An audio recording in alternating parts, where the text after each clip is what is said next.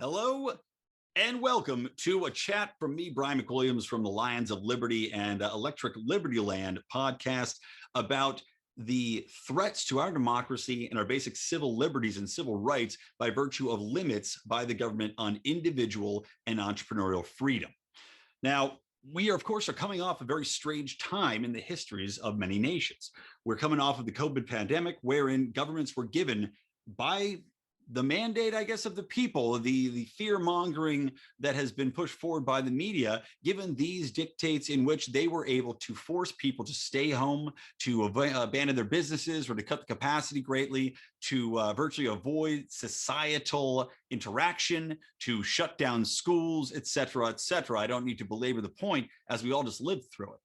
Now, I'm based in the United States, so I know things are going to be a little bit different for me than for some of you in Europe. However, we had a lot of the similar actions being taken across the board internationally. And this is in regards to the lockdowns that were imparted onto the people, in regards to measures in which they tried to mitigate the economic damage and fallout of this by forcing people to stay home and not go to their jobs, or severely limit the ability of certain companies to operate during this pandemic. I know here in the United States, it struck me as especially ridiculous, some of the actions that were taken, because they tacked on a $600 benefit to anybody that declared for unemployment. So not only would you get unemployment, but you also got $600 a week more. And that was more than people usually make going to their jobs, and often in many of these situations. But the thing was that we were bought into the premise that the actions taken by our governments to limit our freedom of movement, to limit our freedom to make a living, to feed our families, to garner an income, and to just go out in general and spend some time with each other, we were conned into accepting this basic premise by virtue of the fear instilled and the threat that was presented to us. So I think the first thing when we address any issue of this nature is we have to ask ourselves, what actually warrants giving our governments the ability to do this? Is there anything that should give government the ability to do this? And I would argue that there is not. Now, I know people have various opinions on the pandemic, whether or not it has the death rate that would warrant certain actions on a government level, or if that should simply be left up to the people to decide your own risk factors. I myself, of course, fall into the side of things where if you know the risks, at least risk as they are becoming apparent to the population and not being twisted or played up or manipulated, then you can decide what level of risk you want to partake in. However, when we see a population turn over a mandate to the government wherein they can virtually lock everything down all at once, that is something that it feels like should never be allowed to take place. I mean, no matter what we're facing, be it a pandemic, and we've been threatened with pandemics in the past. The World Health Organization and the CDC have told us that the bird flu, the avian flu, SARS, I mean, all of these things have been threatened and played out, and yet none of them had that big of an impact. And I'm not here to question what the impact of COVID has been to this point as far as death tolls and whether or not those are accurate or not. But my point being is we never locked down for those in the past. We never shut down during war times in the past. And of course, America has been lucky in that we have not been ravaged by war like some European nations have, or nations virtually the world over have. I know that they've certainly been impacted by our ravaging. And again, I'm not here to talk about that, but I often do on my podcast.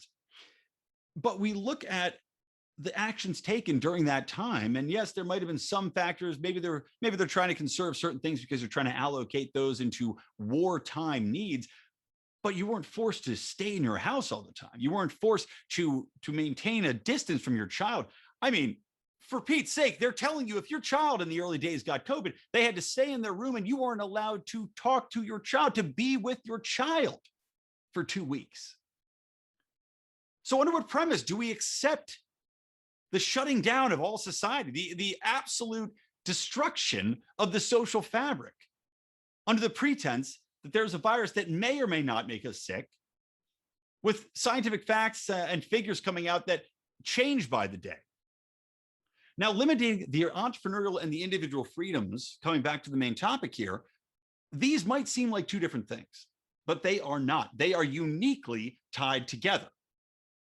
So you see, when you limit an individual's freedom, right? You could say, all right, well, I was told to stay in my house. I was told to this or that, but you don't realize that this plays out in so many choices that you have to make in life, or that you're enabled to make in life. Because without entrepreneurs, we would not have access to so many of the things that we have today. For instance, going online, being by virtue of social sharing, by Zoom recordings. I'm recording this on Zoom right now because for some reason, Apple wouldn't allow me to change the camera on my photo booth, but we're able to at least stay in touch with each other. We're able to find workaround solutions. We're able to work virtually. By virtue of entrepreneurial ingenuity, we are able to have infinite choices insofar as what products we want to eat, what products we want to feed our children. We're able to travel farther and better. We're also, let's not forget, we're also probably more free before the past year than we've ever been in the history of mankind. And what I mean by that is that because we have reached a point of entrepreneurship, of technological advancement, of course, enabled by free markets and free market capitalism, we have been able to achieve a level of freedom of lifting the world out of poverty that has never before been seen. We have a rate of poverty on a national level, or an international level, I should say, that is, I think, now sub 10%. And that's changed drastically in the last 20 to 30 years. How? Capitalism. The introduction of new technologies into marketplaces that never had been exposed to them before. The entrepreneurs that found ways to filter water faster, that found ways to build houses better. We're looking right now at an emphasis on 3D printed housing that can revolutionize not only homelessness, third world country needs, or underprivileged portions of society's needs.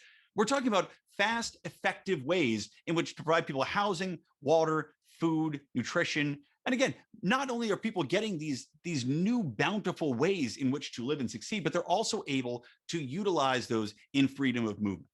Because once you have that excess capital that you're not spending all of your time into, meager farming to try to feed your family and having to depend on whether or not it's going to rain enough for you. Now that you have access to lift yourself up, now that you have an ability to earn money in various different ways, you are making more. You now have the ability to travel. So that's where I say entrepreneurial freedom, the freedom to start a business, run a business without having state overlords try to get in the way and stop that from happening, is vital to your individual freedom. When we think about almost anything that we do on an everyday basis, it depends on business. It depends on other people's inventions and probably some of our own inventions. Every day when I turn on my car, every day when I turn on my computer, every day when I access my internet, every day when I buy the food that feeds my family, I'm depending on entrepreneurs. My individual freedom without these things is severely limited. And when we're coming out of this unbelievable period in history, where the government has shut down the ability of businesses to move forward, they are without a doubt impacting your individual freedom beyond what you might see right now. Because not only are they going to limit what you can and can't do in this moment, they're also going to limit what you can and can't do down the road, because your money is going to quickly start going a lot faster. Once we have supply lines cut down because the governments have locked down certain industries, locked down certain freedoms of travel, you are going to have a skyrocketing amount of inflation within the supermarket. You're going to have your oil go through the roof. You're going to have your everyday market grocery prices skyrocket. Everything you do is now going to be impacted by virtue of the government getting involved in business and stopping people from finding new ways in which to do business with each other on a voluntary basis. So these things are intertwined on a very basic level. Now, I do want to mention, just coming around full circle here, that, we talk about authoritarian measures.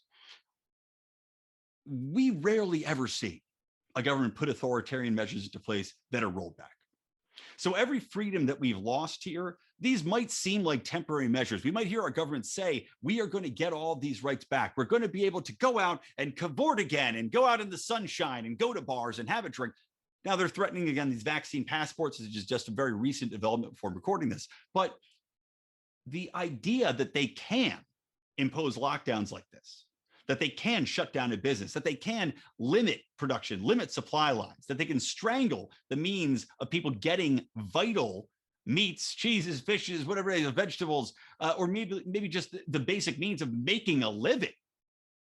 The fact that they have that power should scare every single one of us. This is a distinct threat to democracy, not just our civil rights that we've already seemed to give away, but democracy as a whole. Because if the government can turn that spigot off, if they can shut down your business, if they can force you to stay in your house, well, then by default, there is no democracy.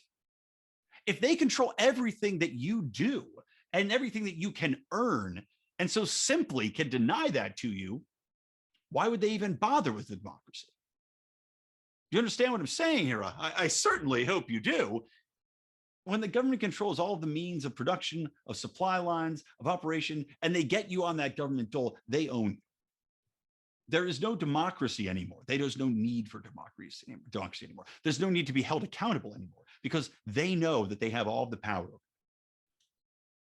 And that is a very, very scary thought. All right, there's that one.